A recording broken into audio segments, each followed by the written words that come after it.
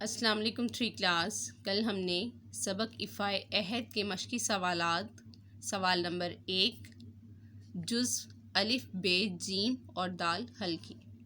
ہم نے سبق میں پڑھا کہ اسلام میں وعدے سے مراد ہے کہ جو وعدہ کیا جائے اسے پورا کیا جائے۔ اللہ تعالیٰ فرماتا ہے یقیناً اللہ وعدہ خلافی نہیں کرتا، بے شک اللہ وعدہ پورا کرنے والا ہے۔ آپ صلی اللہ علیہ وآلہ وسلم نے بھی فرمایا کہ جو وعدہ کرتے ہو اسے پورا کیا کرو، جیسے کسی سے ملنے جانا، کسی کی ضرورت پوری کرنے کے لیے وعدہ کرنا۔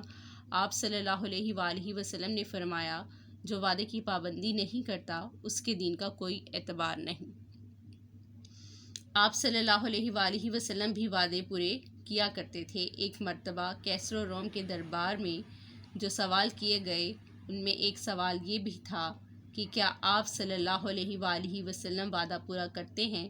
تو ابو سفیان نے کہا کہ آپ صلی اللہ علیہ وآلہ وسلم نے کبھی وعدہ خلافی نہیں کی۔ وعدہ پورا کرنے کے لیے انفرادی و اجتماعی فوائد حاصل ہوتے ہیں، لوگوں کا ایک دوسرے پر اعتماد بڑھتا ہے، معاشرے میں بھروسے اور ایمانداری کی فضا قائم ہوتی ہے۔ ہمیں چاہیے کہ ہمیشہ وعدے کی پابندی کریں۔ آئیے سبق کو مد نظر رکھتے ہوئے بقیہ مشقی سوالات حل کرتے ہیں۔ رسول کریم صلی اللہ علیہ وآلہ وسلم نے منافق کی کتنی نشانیاں بتائی ہیں؟ جواب: رسول کریم صلی اللہ علیہ وآلہ وسلم نے منافق کی 4 نشانیاں بتائی ہیں۔